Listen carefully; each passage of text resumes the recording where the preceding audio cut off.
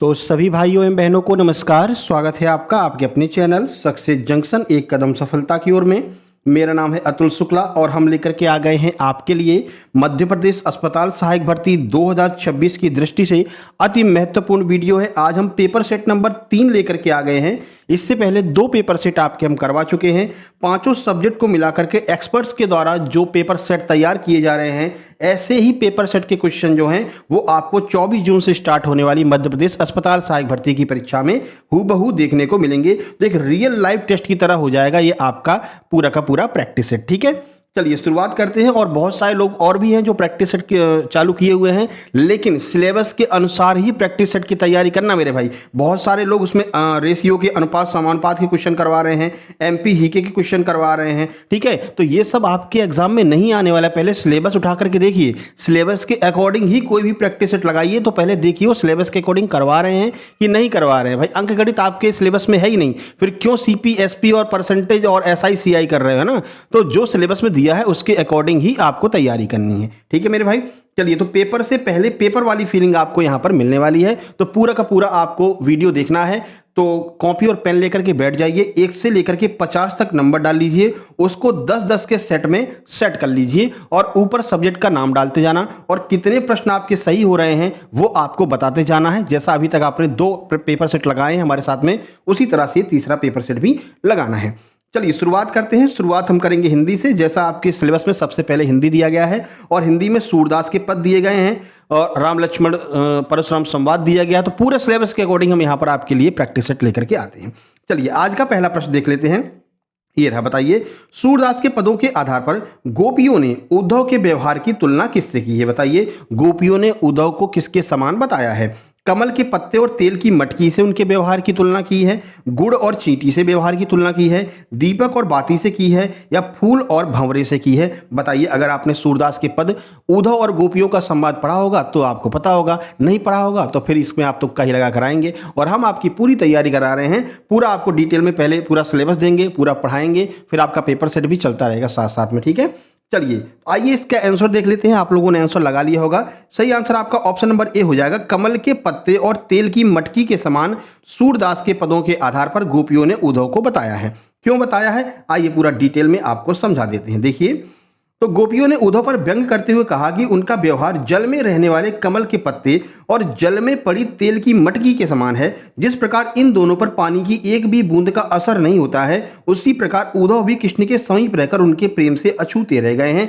जब उद्धव अपनी श्री कृष्ण जी की बात को लेकर के गोपियों के पास में गए थे, तो गोपियों में और उद्धव में संवाद होता है। तब गोपियां कहती हैं कि अरे उद्धव, तुम एक तरह से कह सकते हैं कि तुम बहुत ही ज़्यादा क्या कहेंगे उसको, मतलब कि बहुत ज़्यादा अभागा कह सकते हैं कि तुम श्री कृष्ण जी के पास में हो, फिर भी तुम उनके प्रेम से अछूते रह गए। और हम लोग जो हैं वो श्री कृष्ण जी से इतने दूर हैं, फिर भी उनके प्रेम को तरस रही हैं। कुछ समय तक श्री कृष्ण जी हमारे पास में रहे थे और हम लोगों को आज तक याद है, और आप तो उनके साथ में रहते हो, फिर भी आप उनके प्रेम को नहीं पा सके हो, उनके प्रेम को नहीं महसूस कर सके हो। ऐसा व्यंग कहते हुए जो है गोपियां उद्धव जी से कहती हैं।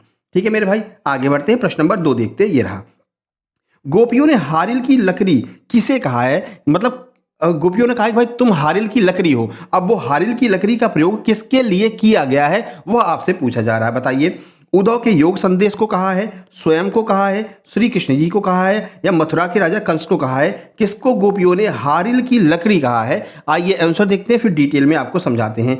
सही आंसर हो जाएगा option number C, Shri Krishna ji को हारिल की लकड़ी कहा है। अच्छा, हारिल की लकड़ी श्री कृष्ण जी को क्यों कहा है गोपियों ने, आइए देख लेते हैं, पूरा डिटेल में आपको समझा देते हैं।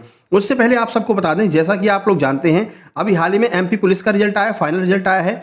ठीक है, एमपीएसआई प्री का रिजल्ट आया है, एमपीएसआई मेंस का रिजल्ट आया है। हमारे सुपर सिलेक्शन नोट्स से सीधे सीधे एग्जाम में प्रश्न आते हैं और बहुत सारे लोग इन नोट्स को पढ़ करके सिलेक्ट हुए हैं। जैसे कि एमपी पुलिस की बात करते हैं, सेकंड रैंक लेकर के आई थी रचना नामदेव जी, उन्होंने भी इन नोट्स से तैयारी की थी। आपको हमने कई बार उनका स्क्रीनशॉट भी दिखाया है। और भी बहुत सारे लोग हैं जिनको आप शॉर्ट्स वीडियो में जाकर के उनका वीडियो देख सकते हैं, जिन लोगों का हमारे सुपर सिलेक्शन नोट्स से सिलेक्शन हुआ है।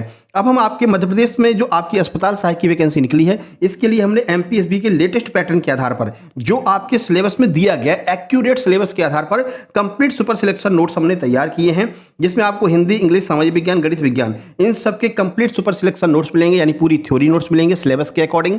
अपना सिलेबस साइड में रख लेना, हमारे नोट्स रख लेना और एक एक पॉइंट मिला लेना सिलेबस का, ठीक है। उसके अलावा इन सभी सब्जेक्ट के कंप्लीट एमसीक्यू भी आपको मिलने वाले हैं। टॉप 100 सीरीज बहुत जल्द हम चालू करेंगे अस्पताल सहायक की। अभी जो टॉप 100 सीरीज चल रही है वो जेल पैरी की चल रही है, क्योंकि जेल पैरी का एग्जाम आ चुका है, ठीक है। आपकी भी टॉप 100 सीरीज चालू करेंगे और पेपर सेट तो हम चालू कर ही चुके हैं। पेपर सेट नंबर 3 आपके सामने आ रहा है। तो आपके पास में एग्जाम तक लगभग 4000 के आसपास एमसीक्यू रहेंगे सभी सब्जेक्ट को मिलाकर के।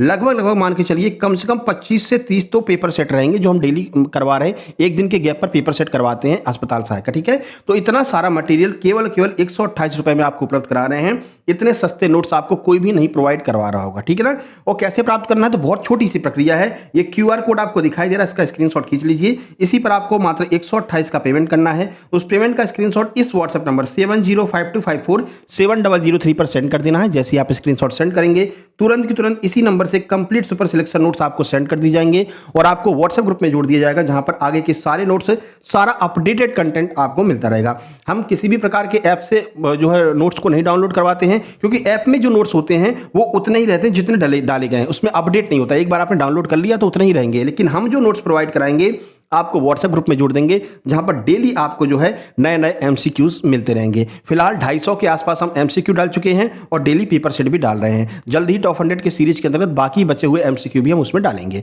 ठीक है। चलिए, इसके अलावा जिन लोगों का एमपी वनरक्षक का एग्जाम है, जेल पैरी और डिप्टी जेलर का एग्जाम है, लेकिन तैयारी बिल्कुल भी नहीं हुई है या तैयारी तो ही पर कॉन्फिडेंस नहीं आ रहा, तो उनके पास अभी भी मौका है, ठीक है। आप लोग अभी भी 7 से 8 दिन बचे हुए हैं एमपी जेल पैरी वनरक्षक के कंप्लीट सुपर सिलेक्शन नोट्स लेकर के मात्र 189 रुपए में अपनी कंप्लीट तैयारी कर सकते हैं। सभी 5 सब्जेक्ट के complete super selection theory notes मिलेंगे आपको, प्रैक्टिस सेट मिलेगा, मॉक टेस्ट की पीडीएफ मिलेगी, टॉप 500 करंट अफेयर जो करवा रखी है वो आपको मिलेगी। इन सबको मिलाकर के लगभग हमने 3500 एमसीक्यू करवा रखे हैं टॉप 100 सीरीज के अंतर्गत। वो सारे सब्जेक्ट के टॉप 100 सीरीज वाले सारे एमसीक्यू मिलेंगे। प्लस आज हमने 500 प्रश्न एमपीजीके के करवाए हैं आज सुबह। एमपीजीके के 500 प्रश्न आज सुबह करवा दिए हैं, उसकी भी पीडीएफ आपको इसी ग्रुप में मिल जाएगी ये नोट्स लेने के बाद में। कल हम साइंस के 500 जो है क्वेश्चंस लेकर के आ रहे हैं। जैसा आज हमने एमपीजीके के 500 क्वेश्चन करवाए, कल साइंस का लेकर के आएंगे, तो साइंस के भी जो है क्वेश्चंस आपको मिल जाएंगे, ठीक है ना। मात्र 189 रुपए में आप ये प्राप्त कर सकते हैं। वही प्रक्रिया है, इस पर 189 का पेमेंट करके स्क्रीनशॉट भेजना है। तुरंत की तुरंत आपको कंप्लीट सुपर सिलेक्शन नोट्स इसी नंबर से सेंड कर दी जाएंगे, जिस पर आप स्क्रीनशॉट सेंड करेंगे। अगर आप चाहते हैं सर हमारे पास समय नहीं है थ्योरी पढ़ने का, केवल एमसीक्यू, प्रैक्टिस सेट और मॉक टेस्ट की पीडीएफ दे दीजिए, तो आप मात्र 129 रुपए में एमसीक्यू, मॉक टेस्ट और जो है प्रैक्टिस सेट टॉप 100 सीरीज की पीडीएफ ले सकते हैं, जिसपे आपको लगभग 3500 के आसपास एमसीक्यू मिल जाएंगे और जो आपका ग्रुप है इस ग्रुप की लिंक भी आपको मिल जाएगी, ठीक है। सारी बातें समझ में आ गई। वही एक ही प्रक्रिया है, इस पर पेमेंट करके स्क्रीनशॉट भेज के अपना नोट से प्राप्त कर सकते हैं। चलिए भाई आगे बढ़ते हैं। सिलेक्शन लेना है तो अभी आप ये नोट्स प्राप्त कर सकते हैं। चलो अब देख लेते हैं हारिल की लकड़ी कृष्ण जी को क्यों कहा है। तो गोपियों ने श्री कृष्ण को हारिल की लकड़ी कहा है। हारिल एक ऐसा पक्षी है जो उड़ते समय भी अपने पंजों में लकड़ी का टुकड़ा मजबूती से पकड़े रखता है। गोपियों का कहना है कि उन्होंने भी अपने मन, कर्म और वचन से श्री कृष्ण को हारिल की लकड़ी की तरह से दृढ़ता से पकड़े रखा। यानी कि श्री कृष्ण को गए काफी समय हो गया, लेकिन अभी भी हारिल पक्षियों की तरह गोपियां श्री कृष्ण जी की यादों को लेकर के बैठी हुई हैं। श्री कृष्ण जी की यादों को हारिल पक्षी जैसे लकड़ी पकड़ के रखता है वैसे पकड़े हुए बैठी हुई हैं, ठीक है। तो श्री कृष्ण जी को हारिल की लकड़ी किसने कहा है? गोपियों ने कहा है। यह बात आपको याद होनी चाहिए। चलिए अगला प्रश्न देखिए, ये रहा प्रश्न नंबर 3 आपके सामने। राम लक्ष्मण परशुराम संवाद से ये प्रश्न है। तो राम लक्ष्मण परशुराम संवाद में परशुराम के अत्यधिक क्रोधित होने पर उन्हें शांत करने का प्रयास सबसे पहले किसके द्वारा किया गया था? किसने परशुराम जी को शांत किया था? तो जैसा कि आप जानते हैं, जब भगवान श्री राम ने शिव धनुष को तोड़ा था, तो शिव धनुष के तोड़ने के बाद में परशुराम जी आए थे और काफी गुस्सा हुए थे।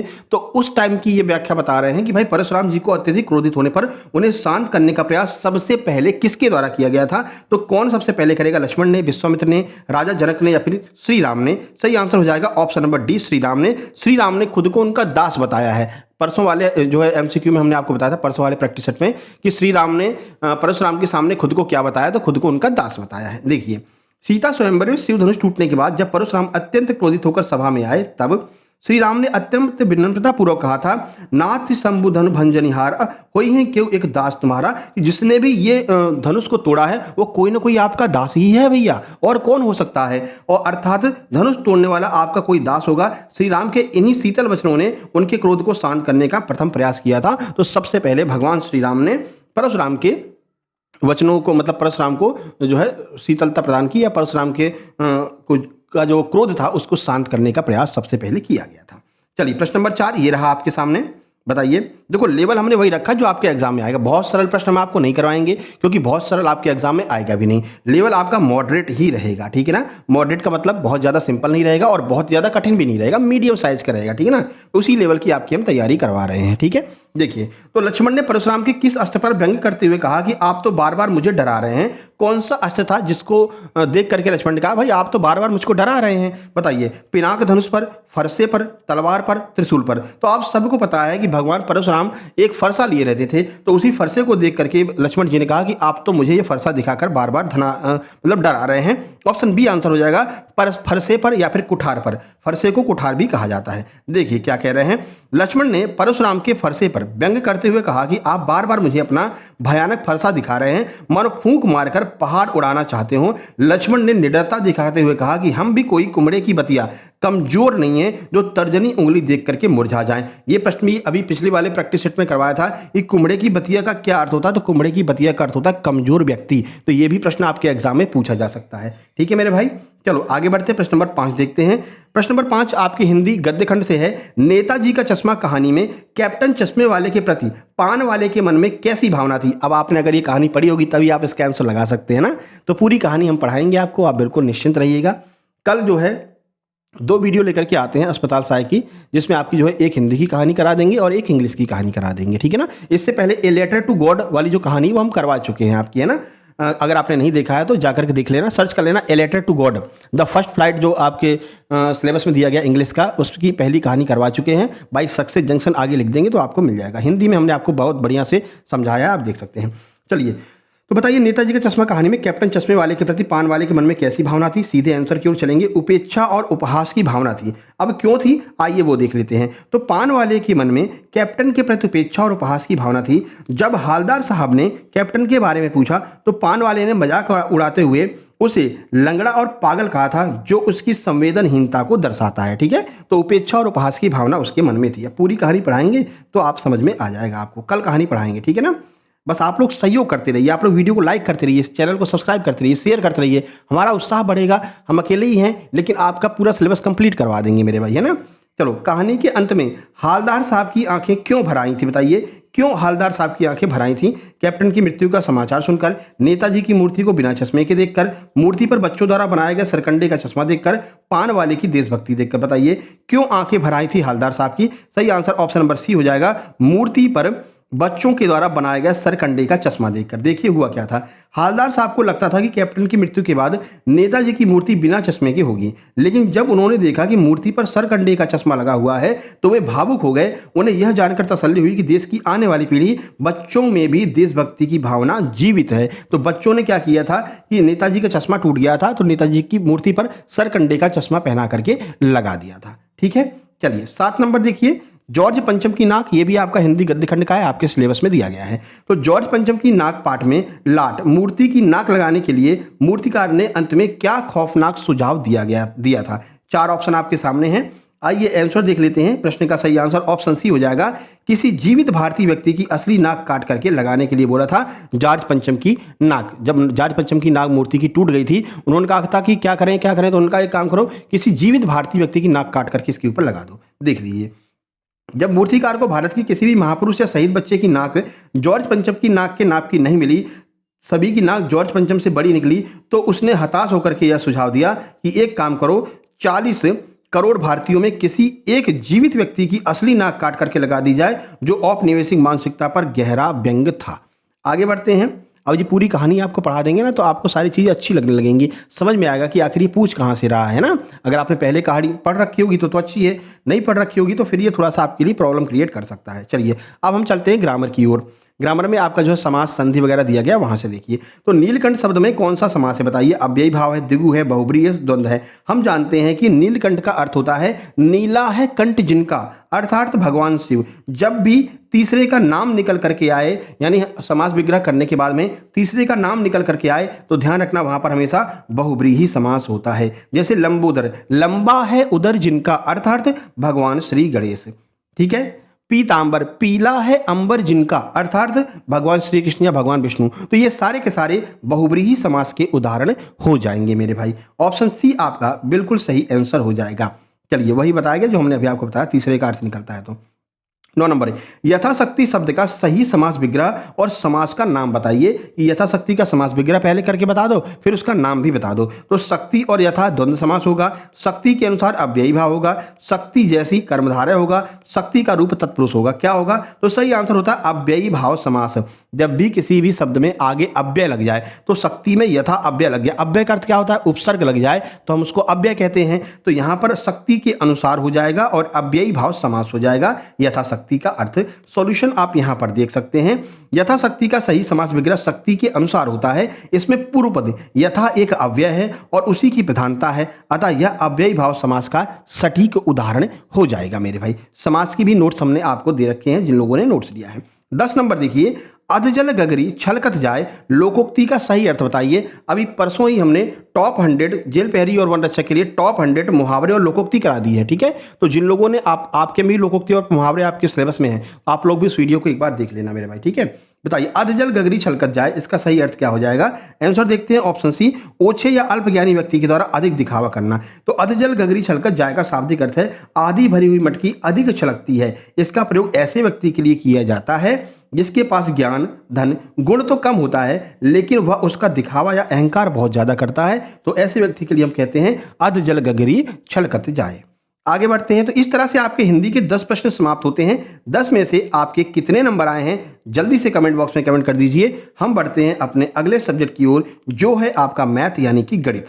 तो ये रहा गणित का आज का पहला सवाल। बताइए, प्रश्न है, यदि दो धनात्मक पूर्णांकों a और b का HCF महत्तम समापवर्तक 12 है, उनका गुणनफल 3600 है, तो उनका LCM यानी कि लघुत्तम समापवर्तक क्या होगा? इस नियम से आपके एग्जाम में जरूर प्रश्न आएगा 101%। आपको हमने इसकी शॉर्ट ट्रिक भी बता रखी है। जब भी आपको गुणनफल दे रखा हो, कुछ भी दे रखा हो, अगर गुणनफल दे रखा है तो उस गुणनफल में पहले वाली संख्या का भाग दे दो। गुणनफल से पहले जो भी संख्या दी गई है उसका भाग दे दो, आपका आंसर निकल करके आ जाएगा। गुणनफल हमको दे रखा है 3600, एक संख्या 12 दे रखी है, बस 12 का भाग दे दो, 12 3 3600, 300 इसका आंसर हो जाएगा। ठीक है सर, 300 आंसर हो जाएगा, आपने ट्रिक से बता दिया, लेकिन ये तो बताइए कि ये 300 आंसर हो क्यों रहा है, आप इसमें भाग दे क्यों रहे हैं? तो वो भी आपको बता देते हैं, क्यों परेशान हो रहे हो। एक नियम होता है कि दो संख्याओं का गुणनफल उनके LCM और HCF के गुणनफल के बराबर होता है। ये नियम होता है। तो यहां पर गुणनफल दे रखा है कितना? 3600। हमको क्या दे रखा है? HCF LCM पूछा है, और HCF दे रखा है कितना? 12। अब अगर LCM निकालोगे तो ये 12 यहाँ पर गुणा में है, कहाँ जाएगा? बटे में जाएगा ना, नीचे जाएगा। अब काट लो 12 से। 12 से जब हम 3600 को काटेंगे तो ये 300 बार कटेगा, क्योंकि 12 3 3600 होता है। ऑप्शन ए हमारा आंसर हो जाएगा। लेकिन आपको इस तरह से नहीं करना है। जब भी आपको गुणनफल दिया हो और एक संख्या पहले दी गई हो, चाहे वो LCM हो चाहे HCF हो, बस सीधे 12 3 3600, 300 1 सेकंड में आंसर। ठीक है ना। अभी कल ही हमने द्विघात समीकरण का, जो आपके सिलेबस में दिया गया है, द्विघात समीकरण की बेहतरीन ट्रिक वाली वीडियो बनाई है, कल ही बनाई है। ठीक है। ऐसी ट्रिक आपको द्विघात समीकरण क्वाड्रेटिक इक्वेशन की बताई है कि आप देखते ही 1 सेकंड से भी कम समय में, सच बोल रहा हूं मैं, झूठ मतलब ऐसे बड़ाई नहीं कर रहा हूं, सच बोल रहा हूं। जिन लोगों ने कल की वीडियो देखी हो अगर, तो कमेंट बॉक्स में कमेंट करो, क्या आप 1 सेकंड में आंसर दे सकते हैं क्वाड्रेटिक इक्वेशन का? जो कल हमने ट्रिक बताई थी, तुरंत दे सकते हैं। ठीक है। तो कल वाली क्वाड्रेटिक इक्वेशन वाली वीडियो आप लोग जरूर देख लेना, ट्रिक वाली वीडियो। 1 सेकंड में आप आंसर दे रहे होंगे। ठीक है। चलिए अब देख लेते हैं अगला प्रश्न। देखते हैं, ये देखिए पूरा हमने सॉल्यूशन भी आपको बता दिया, ऐसा क्यों होता है वो भी आपको बता दिया है। देखिए अगला प्रश्न है, निम्नलिखित में से कौन सी एक अपरिमेय संख्या है? अपरिमेय संख्या होती क्या है? आपको पता है, ऐसी संख्या जिसको x बटे वाई के मतलब x बटे वाई में अगर ना लिख सकें उसको हम क्या कहते हैं? अपरिमेय संख्या कहते हैं। और जिसको x बटे वाई में लिख दें उसको हम परिमेय संख्या कहते हैं। चारों ऑप्शन चेक करेंगे। 16 अंडर रूट के अंदर 16 बाहर निकालो, क्या हो जाएगा? 4। 4 के नीचे 1 लिख दो, x बटे वाई में आपने लिख लिया, तो ये नहीं हो सकती, ये तो भैया परिमेय संख्या है। ठीक है भाई। 3.1416, 3.1416, ये क्या होता है? ये पाई का मान होता है 22/7। उसको अगर डिवाइड दे करके देखोगे तो ये 3.14 आता है। ठीक है, तो ये पाई का दूसरा मान दे रखा है, इसको भी हम x बटे वाई में चेंज कर रहे हैं, बिल्कुल कर सकते हैं सर। तो ये भी परिमेय हो जाएगी, अपरिमेय नहीं होगी। हमसे अपरिमेय इर्रेशनल पूछा है। फ्रैक्शन में 22/7, अब ऑलरेडी 22/7 फ्रैक्शन में दे ही रखा है, इसमें कुछ बोलने की बात ही नहीं है। ये तो ऑलरेडी x बटे वाई में दे रखा है, तो ये भी नहीं होगा। अपना सही आंसर क्या होगा? Option number C, 2 + √3। इसको आप x बटे वाई में नहीं लिख सकते हैं, इसलिए यही हमारा आंसर हो जाएगा। ऑप्शन नंबर सी बिल्कुल सही आंसर हो जाएगा। यह एक अपरिमेय संख्या हो जाएगी। ठीक है, बाकी यहाँ पर पूरा हमने सॉल्यूशन भी आपको बता रखा है। चलिए अगला प्रश्न आ गया आपके सामने।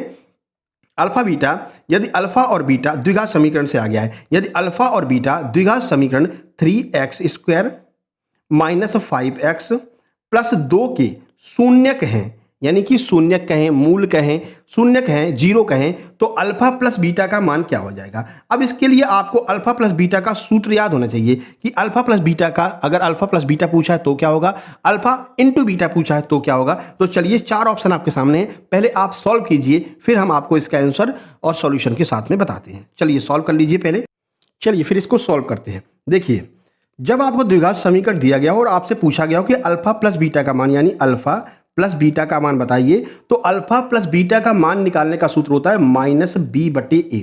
ये पूरा आपको दिया गया है समीकरण। इसमें a क्या होगा? पहली संख्या a होगी, दूसरी b होगी और तीसरी c होगी। ठीक है, आपको केवल -b/a निकाल देना है, वही आपका आंसर हो जाएगा। चलिए देख लेते हैं b का मान क्या है। b का मान सर ऑलरेडी -5 दे रखा है और सूत्र में भी -5 लगा है, तो 2 बार माइनस का प्रयोग होगा, नीचे a आएगा, यानी कि नीचे 3 आएगा, तो माइनस और माइनस का गुणा होगा तो प्लस का 5 हो जाएगा। हमारा आंसर हो जाएगा सर 5/3, जो कि ऑप्शन नंबर ए में दिया है, तो ऑप्शन नंबर ए हमारा आंसर हो जाएगा। लोगों से गलती यहाँ पर यही हो जाती है कि 2 बार वो माइनस का प्रयोग नहीं कर पाते हैं, तो ध्यान रखना -b/a सूत्र होता है। पहले माइनस लगाएंगे, b का मान ऑलरेडी -5 दे रखा है और a का मान 3 दे रखा है, तो माइनस माइनस का गुणा होगा, प्लस हो जाएगा, 5/3 हो जाएगा। सर ABC का मान पहचान पा रहे हैं कि नहीं, बता देते हैं फिर से। 3x² - 5x + 2 ये दे रखा है। इसमें जो a का मान होगा वो 3 हो जाएगा, इसको a बोलेंगे। जो -5 होगा, चिन्ह सहित लेंगे, -5 जो होगा वो b का मान हो जाएगा और प्लस के 2 जो होगा वो c का मान हो जाएगा। आपसे अगर अल्फा प्लस बीटा पूछे तो -b/a कर देंगे, अगर आपसे अल्फा इंटू बीटा पूछे तो आप c/a केवल कर देंगे। अगर इसी में पूछा गया होता अल्फा इंटू बीटा का मान बताइए, तो c का मान 2 है, a का मान 3 है, 2/3 आंसर आ जाता। 2 ही पूछते हैं, या तो अल्फा प्लस बीटा पूछेंगे या फिर अल्फा इंटू बीटा पूछेंगे, माइनस बीटा नहीं पूछते हैं, ध्यान रखना आपको। ठीक है, समझ में आ गया ना। चलिए सही आंसर आपका ऑप्शन ए हो जाएगा। पूरा सॉल्यूशन भी हमने यहाँ पर दे रखा है। चलिए प्रश्न नंबर 4 की ओर चलते हैं। ये रहा, बताइए। ये तो आप बता सकते हो भैया, ये हम नहीं बताएंगे। जिन लोगों ने कल की क्लास देखी वो अपने आप बताएगा।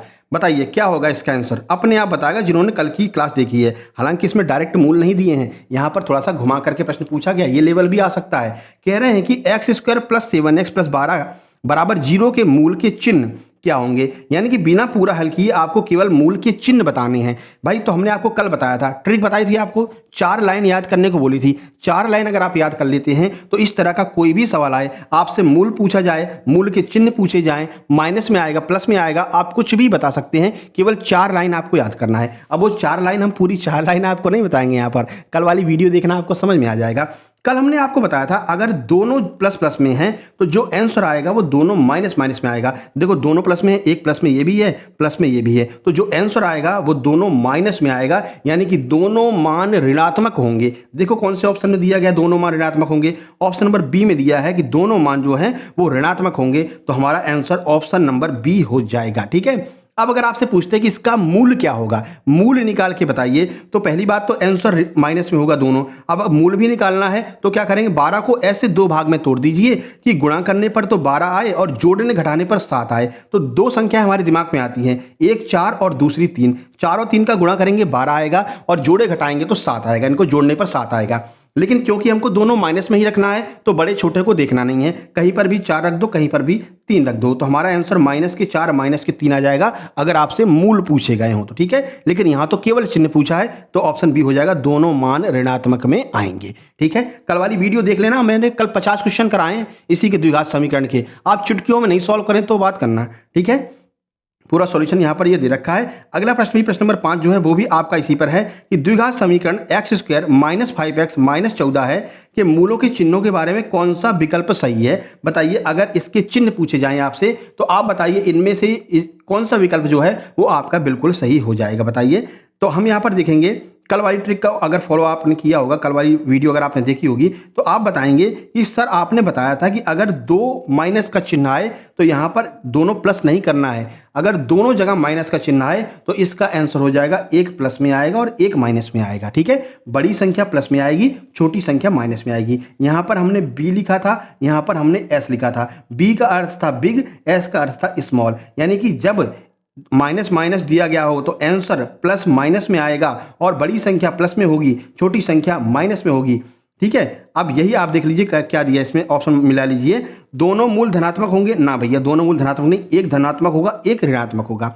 दोनों मूल ऋणात्मक होंगे, ना भैया दोनों मूल ऋणात्मक भी नहीं होंगे। देखिए, एक मूल धनात्मक और एक ऋणात्मक होगा, मूल वास्तविक नहीं होंगी। सही आंसर क्या होगा, एक मूल धनात्मक होगा एक ऋणात्मक होगा और बड़ी संख्या धनात्मक होगी, छोटी संख्या ऋणात्मक होगी। कल आपको बहुत अच्छे से समझा दिया है, ऑप्शन सी आपका आंसर हो जाएगा। लेकिन आप कह रहे हो नहीं सर हम तो इसको पूरा सॉल्व करके देखेंगे, तो पूरा सॉल्व करके भी आप देख सकते हो। ऐसी दो संख्याएं जिनका गुणा करें तो क्या है 14 आए और जोड़े घटाए तो 5 आए। कौन सी दो संख्या है बताइए, तो वो संख्या है 7 और 2। इनका गुणा करोगे 7 दूनी 14 आ जाएगा और इनको जोड़ोगे तो 9 आ जाएगा। लेकिन फिर वही बात, चिन्ह का समस्या आ रही सर, चिन्ह कौन सा लगाएं, तो कल यही ट्रिक हमने आपको बताई थी। अगर दोनों जगह माइनस माइनस है तो जो आंसर आएगा वो प्लस और माइनस में आएगा। बड़ी संख्या हमेशा प्लस में रहेगी, छोटी संख्या माइनस में रहेगी। तो +7 और -2 ये इसके एक्यूरेट मूल हो जाएंगे। ठीक है, तो ये आपका पूरा सॉल्यूशन हो गया।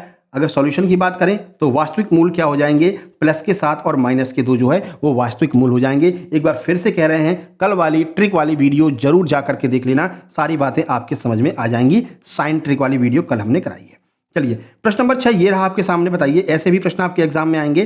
कह रहे हैं कि यदि x बराबर 2 समीकरण x square minus 5x plus k का एक मूल है तो k का मान आपको निकाल के बताना है कि k का मान क्या आएगा। बताइए, 4 ऑप्शन ये रहे आपके सामने, जल्दी से आप लोग आंसर लगा लीजिए, फिर हम इसको सॉल्व करके बताते हैं।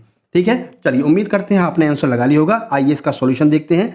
प्रश्न का सही आंसर ऑप्शन नंबर ए 6 हो जाएगा। ठीक है, कैसे हो जाएगा सर वो हम बता रहे हैं। देखो सवाल क्या दिया, सवाल दिया एक्स स्क्वायर माइनस के 5x प्लस के बराबर 0। आपसे के का मान पूछा है जब x की वैल्यू 2 दे रखी है, तो बस इसमें कुछ करना नहीं रहता, जहां जहां x है वहां वहां 2 लिख दो। तो x की जगह पर 2 लिखा तो 2 की घात 2 हो जाएगी, -5 गुणा x की जगह पर 2 लिखेंगे तो 5 गुणा 2 हो जाएगा, प्लस के बराबर 0। अब सॉल्व कर लो, 2 का स्क्वायर कितना होता है सर 4 होता है, 5 का 2 में गुणा करें कितना आ जाएगा 10 आ जाएगा, प्लस के बराबर 0। अब के का मान निकालो, तो यहाँ पर 10 में से 4 जाएगा तो माइनस के 6 बचेंगे। ठीक है, और ये जो माइनस का 6 है ना, ये इसको हम उस तरफ ले जाएंगे, पक्षांतर करेंगे इसका, तो ये माइनस का 6 उस तरफ जाकर के प्लस का 6 हो जाएगा और के बराबर 6 हमारा आंसर आ जाएगा। यानी के बराबर प्लस के 6 हमारा आंसर होगा। कहाँ दिया गया है, ऑप्शन नंबर ए में दिया गया है। इस तरह से केवल एक्स की जगह पर आप मतलब आपको जो है एक्स का मान रखना था। आप जो है इन प्रश्नों को आराम से सॉल्व कर सकते हैं, द्विघात समीकरण को। चलिए आगे बढ़ते हैं, ये रहा पूरा सॉल्यूशन। प्रश्न नंबर 7 देखिए, समांतर श्रेणी से पूछा गया, इसका सूत्र आपको याद होना चाहिए, तभी आप इन प्रश्नों को सॉल्व कर पाएंगे। ठीक है, समांतर श्रेणी का सूत्र वगैरह हमने सब अपने नोट्स में दे रखा है, आप लोग अच्छे से देख लेना, आपको सारी बातें वहां पर समझ में आ जाएंगी। चलिए देखिए भैया क्या कह रहे हैं, इसको सॉल्व करते हैं। कह रहे हैं समांतर श्रेणी AP 10 क्या है 10, 7, 4 डॉट का 30वां पद पूछा गया है। 30वां पद क्या होगा। अब इसमें कुछ बातें होती हैं जो आपको ध्यान रखनी है, कुछ मान होते हैं जो आपको पता होनी चाहिए। जैसे इसमें ए का मान क्या होगा, तो ए का मान होगा पहला वाला जो होता है, कलर चेंज कर लेते हैं ना, ये कलर कर लो, इसमें कौन सा कर लें, ये कर लेते हैं। देखो तो ए का मान जो पहली वाली संख्या होती है वो ए का मान होता है, तो ए का मान हो गया 10। और क्या मान निकालना पड़ता है, इसमें निकालना पड़ता है सारवंतर यानी डी का मान निकालना पड़ता है। डी का मान क्या होता है, इस 10 में से 7 घटा दो, पहली वाली में से दूसरी संख्या घटा दो, तो जो मान निकल के आता है उसको हम सारवंतर कहते हैं या फिर डी कहते हैं। तो डी बराबर क्या आ जाएगा, डी बराबर सर 3 आ जाएगा। 10 में से 7 जब जाएगा तो 3 आएगा, लेकिन माइनस का। ठीक है, उल्टा करते हैं, 7 में से 10 घटाते हैं, 4 में से 7 घटाते हैं, इसके आगे जो होगा उसमें से घटाते हैं, तो छोटी में से बड़ी को घटाते हैं, इसलिए यहाँ पर माइनस का आ जाएगा, यानी दूसरी संख्या में से पहली संख्या घटाते हैं, ध्यान रखना। तो d बराबर -3 आ गया। अब सूत्र क्या होता है, तो सूत्र होता है an बराबर a plus n minus one into D, ये सूत्र होता है। यहां पर n क्या होता है, तो यहां पर जो आपका n होता है वो लास्ट वाला पद होता है जो पद हमसे पूछा जा रहा है। तो 30वां पद हमसे पूछा जा रहा है, तो n का मान 30 हो जाएगा। ठीक है, बस इसमें मान रख दो। तो an, ये 30वां आपसे पूछ रहा तो 30 लिख दो यहां पर, बराबर a का मान हमने निकाल रखा कितना 10, प्लस n का मान कितना है, n का मान है सर 30, तो 30 में से एक जाएगा, कितना बचेगा 29 बचेगा। d का मान हमने ऑलरेडी निकाल रखा, d का मान सर माइनस के 3 है। बस अब इसको सॉल्व कर लो, तो इसको सॉल्व करो, 10 हो गया, प्लस प्लस नहीं होगा, क्यों, क्योंकि 29 का 3 में गुणा करेंगे तो माइनस का आएगा ना, यहां पर माइनस।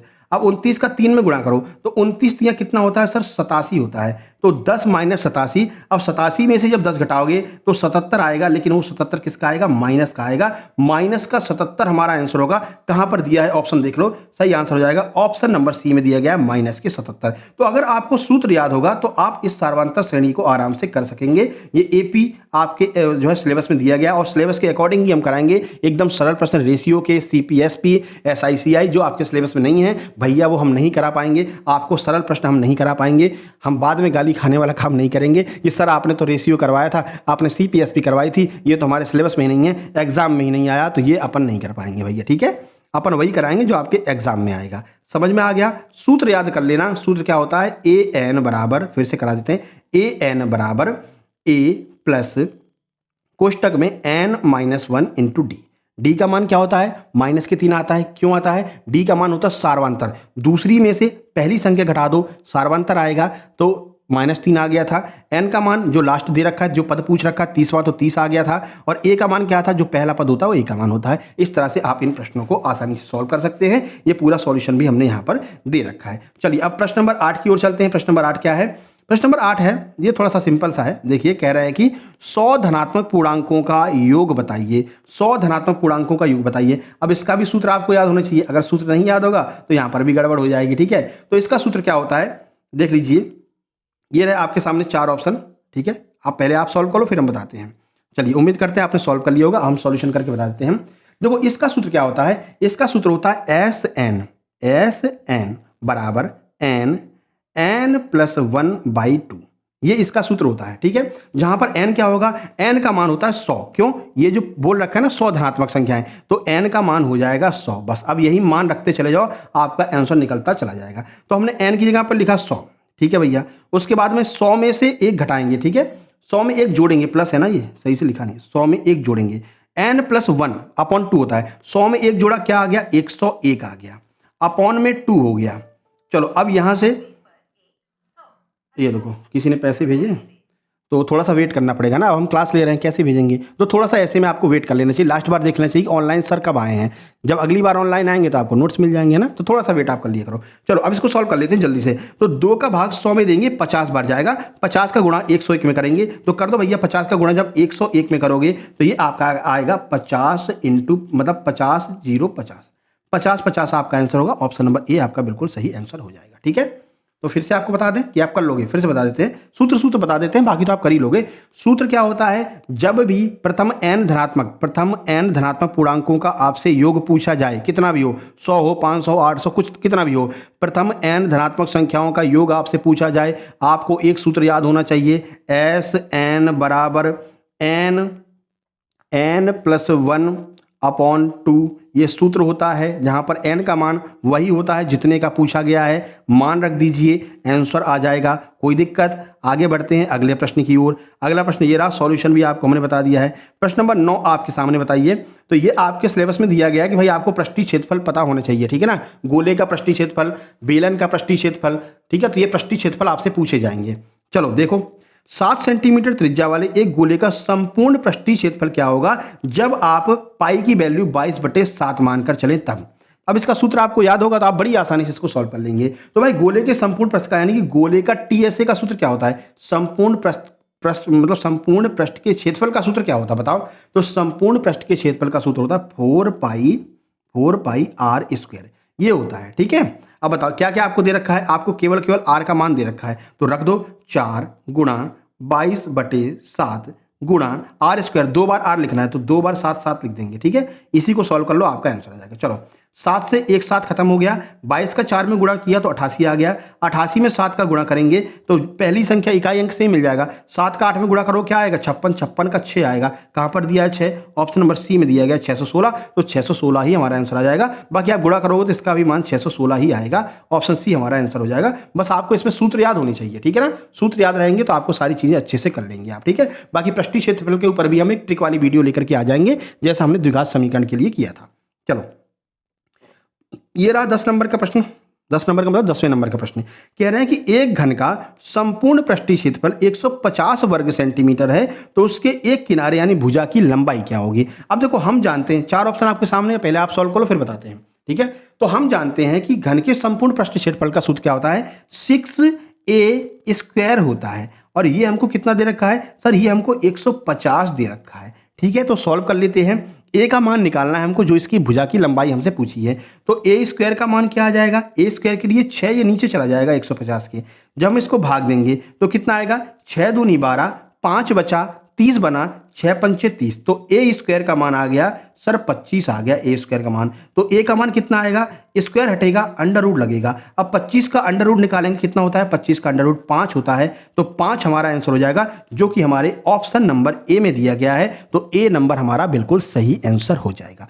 समझ में आ गया होगा, कोई दिक्कत, आगे बढ़ते हैं। तो ये 10 प्रश्न आपके मैथ के हो गए। अब आप हमको कमेंट बॉक्स में पहले कमेंट करके ये बता दो कि मैथमेटिक्स में 10 में से आपके कितने नंबर आए हैं, जल्दी से बता दीजिए, फिर हम बढ़ते हैं आगे। इनको नोट्स भेज दे, है ना, थोड़ा सा रुक करके इनको नोट्स भेज देते हैं, नहीं तो धक धक करने लगता है, पैसे भेज दिए नोट्स नहीं आए, है ना। बहुत सारे लोग ऐसा समझ लेते हैं, 2 मिनट वेट नहीं करता, अरे सर भेजो सर भेजो, दे फोन दे फोन। अरे भैया देख तो लिया करो, सर अभी ऑनलाइन आए हैं, अब की बार ऑनलाइन आएंगे तो हमको नोट्स भेज देंगे, क्या दिक्कत है ना। चलो इनको नोट्स भेज देते हैं, बाकी चलता रहेगा वीडियो। साइंस की ओर चलते हैं। साइंस का पहला प्रश्न आप देख लो, आप आंसर लगाते रहो, तब तक हम इनको नोट्स भेजते हैं। मानव पाचन तंत्र में प्रोटीन का पाचन सर्वप्रथम किस अंग से प्रारंभ होता है, जल्दी से आप आंसर दो, हम अभी 1 सेकंड में आते हैं, ठीक है। चलो भैया भेज दिए। अब बताओ, मुख गुहा से प्रारंभ होता है, अमाशय से, या फिर छोटी आंत से, या यकृत से। कहाँ से मानव पाचन तंत्र में प्रोटीन का पाचन शुरू होता है। चलिए आपने आंसर लगा लिया होगा, सही आंसर ऑप्शन बी हो जाएगा, आमाशय से प्रोटीन का पाचन शुरू होता है। क्यों आमाशय से ही क्यों होता है, ऐसा क्या चीज है जो आमाशय में मिलेगा, आइए देख लेते हैं। तो प्रोटीन का पाचन सर्वप्रथम आमाशय यानी स्टोमक से प्रारंभ होता है। आमाशय की ग्रंथियों से जठर रस स्रावित होता है, जिसमें पेप्सिन नामक एंजाइम होता है। यह एंजाइम अम्लीय माध्यम में भोजन के प्रोटीन को पेप्टोन्स में तोड़ना शुरू करता है। मुख में केवल कार्बोहाइड्रेट का पाचन शुरू होता है। 2 चीजें आपको यहाँ पर ध्यान रखनी है। पहली बात, जो प्रोटीन का पाचन है वो अपने आमाशय से शुरू होता है। आमाशय में क्या होता है जो प्रोटीन का पाचन करता है, तो आमाशय में एक जठर रस होता है, और इस जठर रस में पेप्सिन नामक एंजाइम पाया जाता है, जो भोजन के प्रोटीन को पेप्टोन में तोड़ देता है, तो प्रोटीन पच जाता है। पहली बात हो गई। दूसरी बात, अगर कोई कहे कि भाई हमने सुना है कि मुख से ही जो है भोजन का पाचन शुरू हो जाता है, बिल्कुल सही बात है, लेकिन मुख से प्रोटीन का पाचन नहीं शुरू होता है। मुख में केवल कार्बोहाइड्रेट स्टार्च का पाचन शुरू होता है, ठीक है। तो कार्बोहाइड्रेट का पाचन मुख से शुरू होता है, प्रोटीन का पाचन स्टोमक यानी कि आमाशय से शुरू होता है। दोनों बात आपको ध्यान रखनी है। क्या आप कमेंट बॉक्स में कमेंट करके बता सकते हैं कि आमाशय में कौन सा एसिड पाया जाता है। भैया पहले बहुत अच्छे से आपको हम करा चुके हैं, टॉप 100 में जो लोग जेल पहरी वाले होंगे उनको पता होगा आमाशय में कौन सा ऐसा जो अम्ल पाया जाता है खतरनाक, कि हम अगर सांप भी खा लेना उसको भी पचा देगा, बस उस सांप ने चूहा ना खाया हो, ठीक है ना। चूहा अगर उसने खाया है और तुमने सांप को खा लिया फिर तो दिक्कत हो जाएगी, और अगर उसने कुछ नहीं खाया और सांप को तुमने खा लिया तो सांप को भी पचा सकता है। ऐसा कौन सा एसिड हमारे आंतों में या हमारे जो है पेट में पाया जाता है, बताना आप। प्रश्न नंबर 2 देखिए, पौधे में जाइलम नामक ऊतक मुख्य रूप से किसके परिवहन के लिए उत्तरदायी है, बताइए। तो जाइलम किसका परिवहन करता है ये आपसे पूछ रहे हैं। भोजन का करता है, जल और खनिज लवण का करता है, एमिनो एसिड का करता है, या ऑक्सीजन का करता है, बताइए। तो जो जाइलम होता है वो किसका जो है परिवहन करता है। आंसर आपने लगा लिया, सही आंसर ऑप्शन बी हो जाएगा, जल और खनिज लवण। ऐसे ध्यान रखना, जा से जल और जा से जाइलम, जा से जल जा से जाइलम, ठीक है। तो जल का परिवहन जाइलम करता है, और भोजन का परिवहन कौन करेगा, तो भोजन यानी फा से फूड, फा से फ्लोएम, ठीक है। फा से फूड, फा से फ्लोएम। तो फूड का परिवहन कौन करेगा, फ्लोएम करेगा। जल का परिवहन जाइलम करेगा। यही दोनों आपसे पूछे जाएंगे, ठीक है। चलिए यहाँ पर देख लेते हैं। तो पौधों में संवहन के लिए दो मुख्य ऊतक होते हैं। एक तो जाइलम होता है जो जड़ों द्वारा अवशोषित जल और खनिज लवणों को पौधे के ऊपरी भाग पत्तियों तक पहुंचाता है। इसके विपरीत फ्लोएम होता है। फ्लोएम पत्तियों में बने भोजन को पौधे के अन्य भाग तक पहुंचाता है। देखो ये आपको समझा ही देते हैं, काहे इतना वो कर रहे हैं। देखो ये रहा पूरा पौधा, ठीक है। सर ये कौन सा पौधा बना दे, टेसू बन गया ये तो, ठीक है।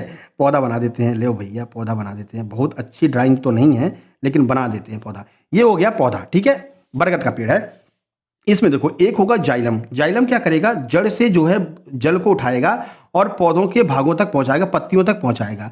अब यहाँ पर पत्तियां हैं, पत्तियां खाना बनाएंगी। सूरज मामा ये रहे, सूरज मामा से प्रकाश संश्लेषण की प्रक्रिया के द्वारा पत्तियों ने खाना बना लिया, जल यहाँ से मिल गया। अब अगर जाइलम ने इसको जल पहुंचाया है तो फ्लोएम यहाँ मौजूद होता है। फ्लोएम क्या काम करता है, फ्लोएम जब पत्तियां खाना बना लेती हैं तो फ्लोएम उस खाने को पूरे पेड़ में पहुंचाता है, ठीक है। तनों में, जड़ों में, हर जगह पहुंचाने का काम कौन करता है, फ्लोएम करता है। तो पत्तियों से खाने को पौधे के अन्य भागों तक पहुंचाने का काम कौन करेगा, फ्लोएम करेगा। जड़ों से पानी को पत्तियों तक पहुंचाने का काम कौन करेगा, जाइलम करेगा। ये दोनों बातें आपको अच्छे से ध्यान रखनी है। चलिए आगे बढ़ते हैं और अगला प्रश्न देखते हैं। प्रश्न नंबर 3 ये रहा आपके सामने।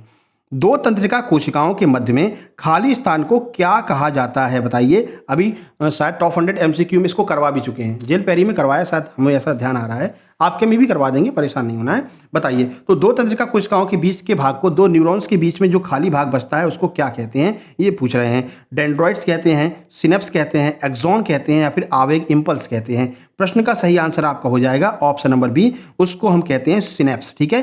तो दो जो तंत्रिका कोशिकाएं न्यूरॉन्स होते हैं उनके बीच में जो जगह खाली बचती है उसको हम क्या कहते हैं, उसको हम कहते हैं सिनेप्स। इसकी हमने थ्योरी वाली क्लास में आपको कराया है, अस्पताल सहायक की थ्योरी वाली क्लास में कराया है इसको, ठीक है। और इसके नोट्स भी हमने ग्रुप में डाल दिए हैं। चलिए ये रहा पूरा सॉल्यूशन, यहाँ पर आप देख सकते हैं, इसको आप पढ़ लेना है ना।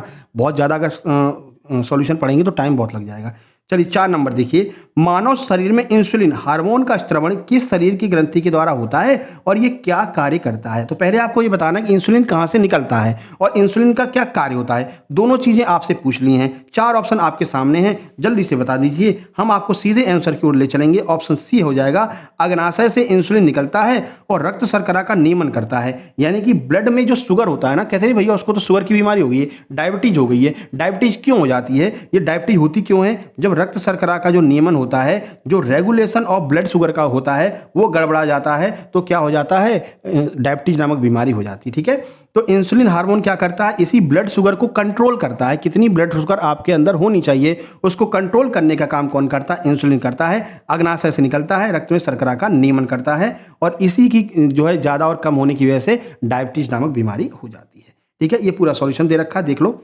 इंसुलिन हार्मोन का स्त्रवण अग्नाशय ग्रंथि की अंतःस्रावी ग्रंथियों के द्वारा होता है। इसका मुख्य कार्य रक्त में ग्लूकोज के स्तर को नियंत्रित और नियमित करना है। इसकी कमी से मधुमेह नामक रोग हो जाता है। ये पूछा जाता है, मधुमेह डायबिटीज क्यों हो जाता है। तो जब रक्त में इंसुलिन की कमी हो जाती है तो क्या हो जाता है, डायबिटीज नामक रोग हो जाता है। फिर ऊपर से इंसुलिन के इंजेक्शन दिए जाते हैं। ये आपने सुना होगा कि लोग जो डायबिटीज से मतलब पीड़ित होते हैं, बहुत हाई लेवल पर जिनका डायबिटीज पहुंच जाता है, उनको फिर ऊपर से इंजेक्शन, पतले पतले इंजेक्शन के माध्यम से इनको फिर जो है इंसुलिन दिया जाता है।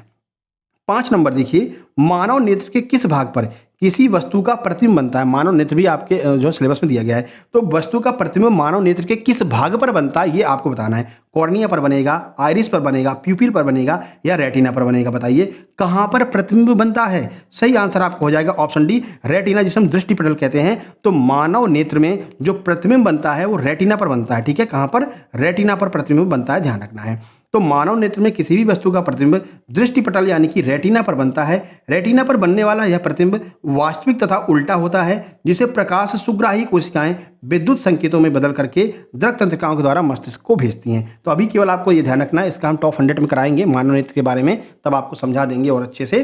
तो फिलहाल ये ध्यान रखिए कि जो प्रतिबिंब बनता है वो कहां पर बनता है, मानव नेत्र की रेटिना पर प्रतिबिंब बनता है, इतना आपको ध्यान रखना है। चलिए 6 नंबर देखते हैं। 6 नंबर का प्रश्न है, निकट दृष्टि दोष मायोपिया से पीड़ित व्यक्ति के नेत्र लेंस की फोकस दूरी पर क्या प्रभाव पड़ता है और इसे किस लेंस से ठीक किया जा सकता है। दो प्रश्न एक ही प्रश्न में पूछ रखा है, ठीक है। तो जब पेपर कठिन बनेगा, मॉडरेट टू हाई बनेगा, तो ऐसे प्रश्न मिलेंगे आपको। चलिए देख लेते हैं। 4 ऑप्शन आपके सामने, पहले आप आंसर लगा लो, फिर हम आपको सीधे आंसर की ओर ले चलते हैं। चलिए सही आंसर की बात करें, ऑप्शन नंबर बी हो जाएगा, फोकस दूरी कम हो जाती है। मायोपिया में क्या होता है, मायोपिया में फोकस दूरी कम हो जाती है, ठीक है, और अवतल लेंस की आवश्यकता पड़ती है इसको सही करने के लिए। आइए इसका सॉल्यूशन देखते हैं।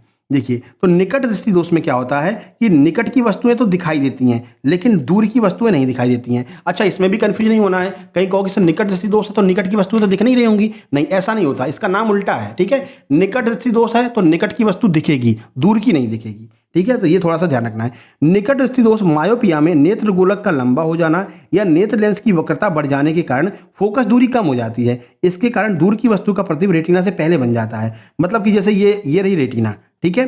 अब आप कोई चीज़ देख रहे हो ना, तो उसका प्रतिबिंब यहाँ आकर के यहीं बन जाएगा, प्रतिबिंब आपको दिखाई नहीं देगा। तो फिर क्या करेंगे, फिर यहाँ पर हम लगाएंगे अवतल लेंस, ठीक है। अब अवतल लेंस क्या करता है, ये जो प्रतिबिंब यहाँ पर बन रहा था ना, इसको खींच करके लेके चले जाता है कहाँ पर, रेटिना पर। तो अब ये रेटिना पर प्रतिबिंब बनने लगा है तो हमको स्पष्ट दिखाई देने लगता है। तो मायोपिया के निवारण के लिए अवतल लेंस का प्रयोग करते हैं, ठीक है।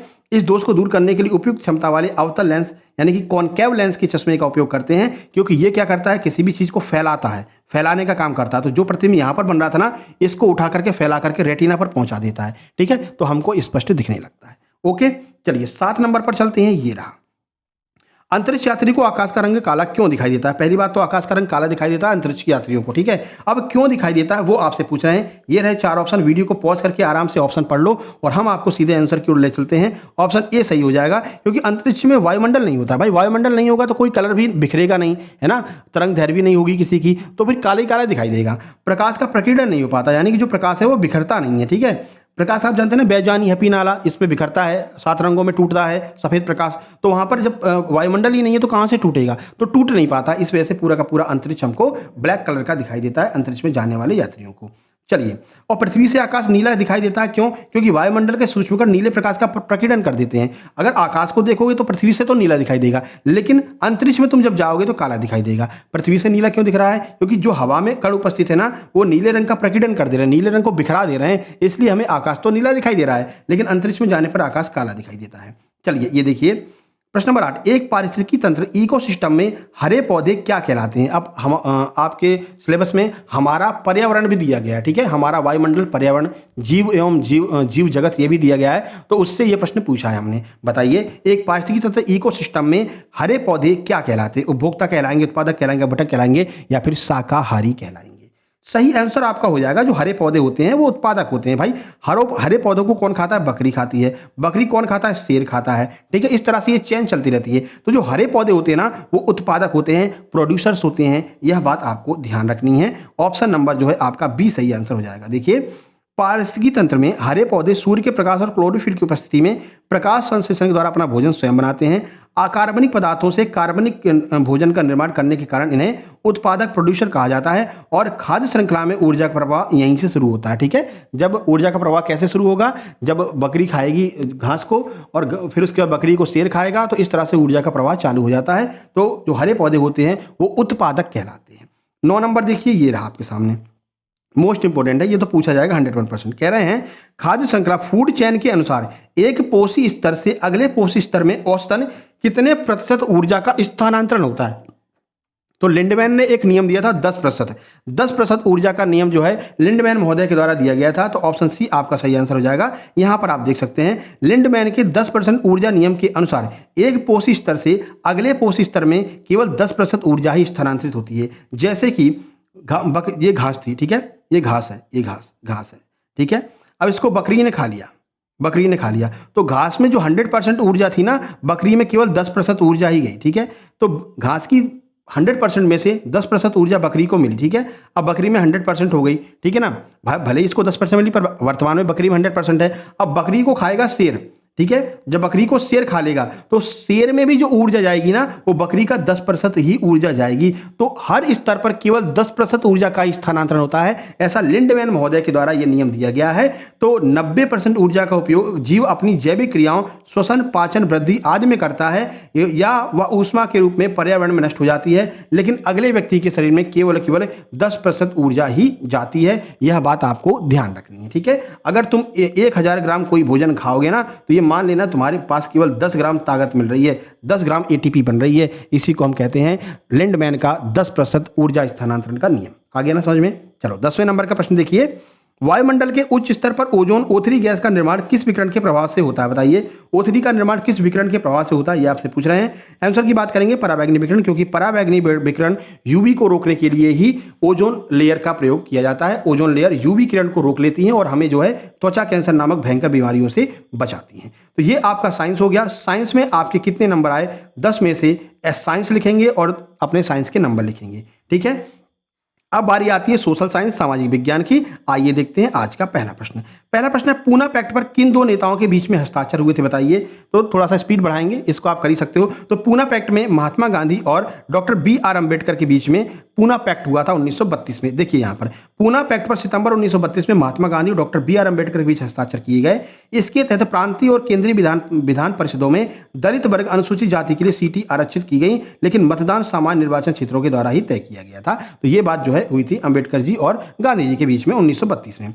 अगला, महात्मा गांधी ने हिंद स्वराज नामक प्रसिद्ध पुस्तक किस वर्ष लिखी थी? ये वर्ष आपसे पूछ लिया है, ये डेट भी आपसे पूछी जा सकती है। भारत में जो साम्राज्यवाद है वहां से ये प्रश्न पूछा है, भारत में राष्ट्रवाद, ये आपके चैप्टर में दिया गया है, सिलेबस में दिया गया है। बताइए हिंद स्वराज कब लिखी थी? सही आंसर ऑप्शन बी हो जाएगा, 1909 में हिंद स्वराज लिखी थी। ये पूरा आपको दिया गया, अच्छे से पढ़ लेना।